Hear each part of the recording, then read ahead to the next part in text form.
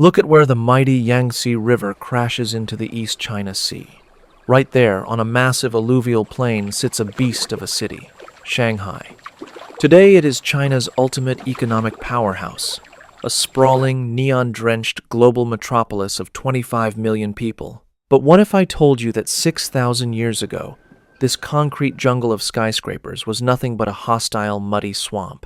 How did a tiny, desolate fishing village transform into the Paris of the East, survive brutal wars, and ultimately become the futuristic sci-fi city we see today? Grab your time machine, because today, we are charting the epic 6,000-year evolution of the Pearl of the Orient. Chapter 1. The Prehistoric Swamps. Let's rewind to 4000 BC.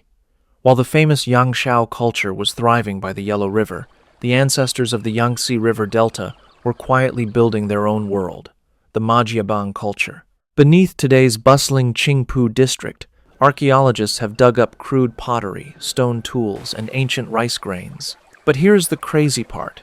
For thousands of years, most of modern-day Shanghai was literally under the ocean. It took centuries of the Yangtze River dumping massive amounts of sediment for the coastline to slowly push eastward, finally forming the land we know today. Fast forward to the 5th century BC, during the Warring States period.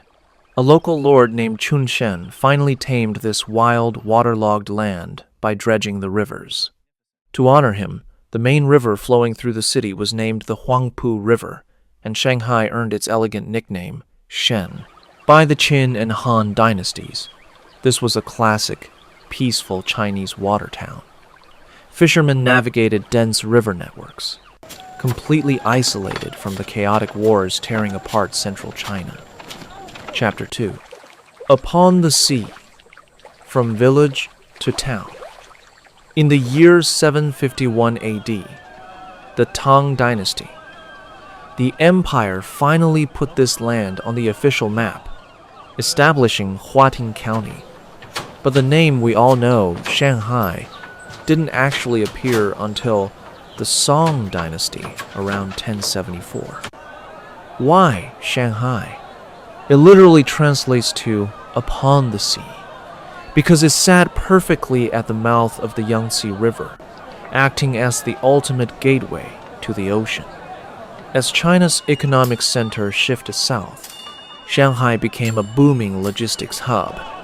Merchants traded grain, salt, silk, and tea. By 1292, the Yuan dynasty officially upgraded Shanghai from a town to an independent county. And then came the secret weapon, cotton. Thanks to a legendary woman named Huang Daopo, who brought advanced weaving tech from Hainan Island, Songjiang cotton became famous across the empire. Shanghai wasn't just a port anymore. It was an industrial engine. Here is truly magnificent. Chapter 3. The heavyweight of the South. Indeed, During the Ming Dynasty, Shanghai leveled up. It became the textile capital of China. They had a saying, Shanghai closed the world. Every morning, the sound of thousands of wooden looms echoed through the city like a heartbeat. The city built massive defensive walls.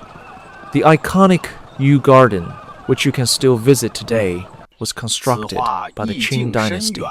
The emperor established the Shanghai Customs House here to manage foreign trade. With hundreds of thousands of residents, towering mansions, and endless fleets of ships on the Huangpu River, Shanghai was rivaling legendary cities like Suzhou and Hangzhou. But its true destiny, that was waiting just over the horizon in the form of a massive, unstoppable global collision. Chapter 4. The Collision of Worlds. August 1842. British warships sit on the Yangtze. The Qing government, defeated in the Opium War, signs the Treaty of Nanjing, forcing Shanghai to open to foreign trade. On November 17, 1843, Shanghai was officially opened to the world, and everything changed. Foreigners didn't just want to trade, they wanted their own land. Thus began the era of the concessions. British, American, and French zones operating under their own laws, right in the middle of a Chinese city. The result? A surreal, split-screen reality. On one side, a traditional Chinese walled city. On the other, the Bund.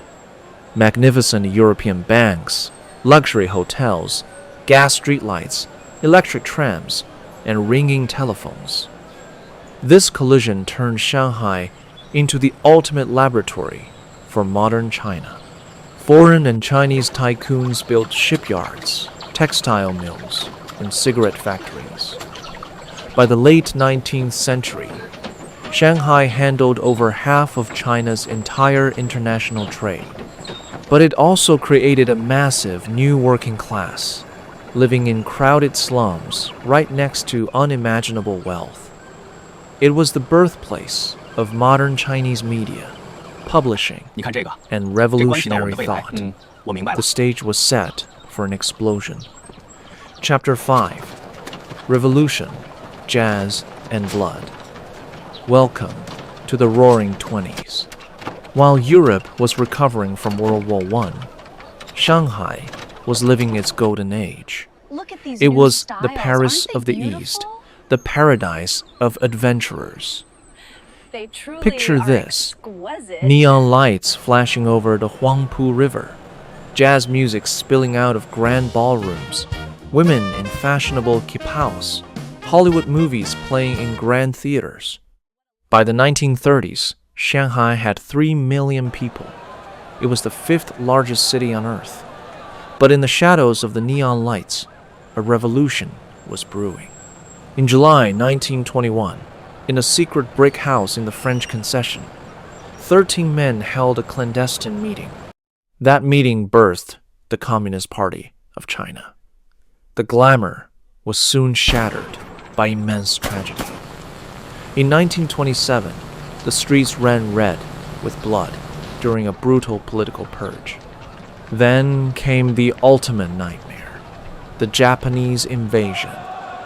In 1932, and again in 1937, the Battle of Shanghai raged.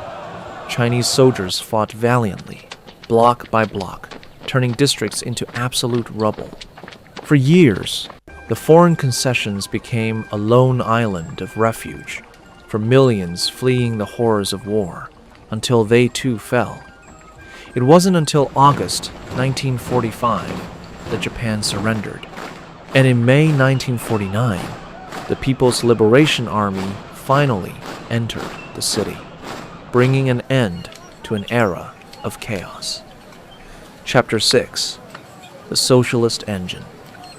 When the communist forces entered Shanghai in 1949, citizens woke up to a shocking sight.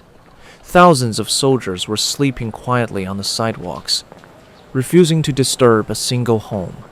A new era had begun.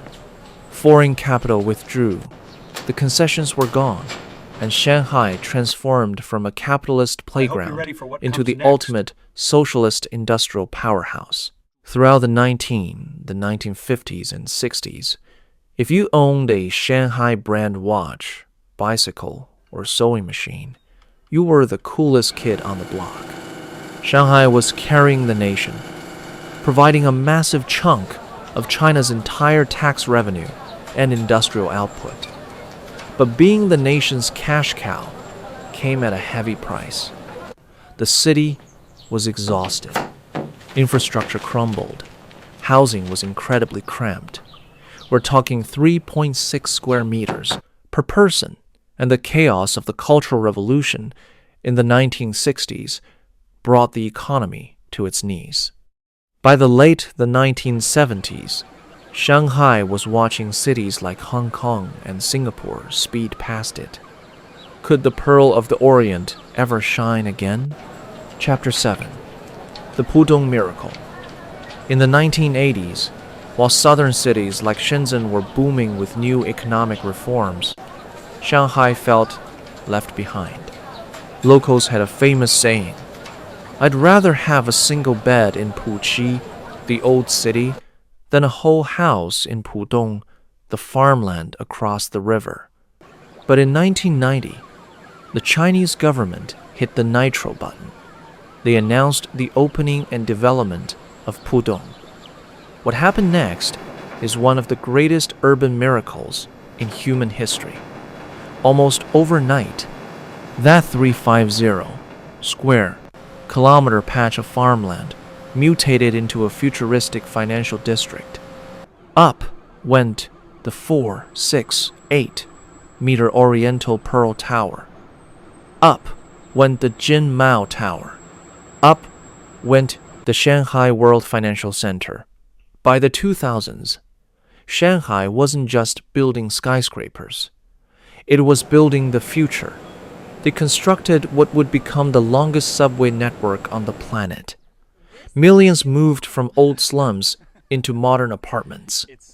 And in 2010, Shanghai threw the biggest party on earth, the World Expo.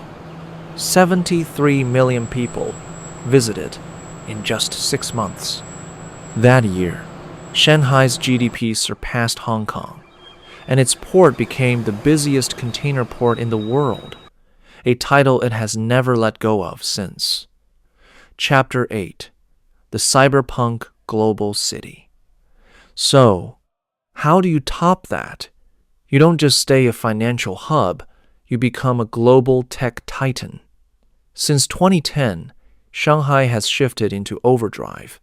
They launched China's first free trade zone. They built an artificial intelligence and biotech empire in Zhangjiang. In 2016, Shanghai Disneyland opened its gates. And tech? It's booming. The Tesla Shanghai Gigafactory now pumps out over 1 million cars a year. Walk the streets today, and you'll see autonomous cars testing on the roads, AI robots serving in restaurants, and a sky-high GDP that rivals entire developed nations. The city's subway system. It recently smashed the 800-kilometer mark, the undisputed longest in the world, moving over 10 million people every single day.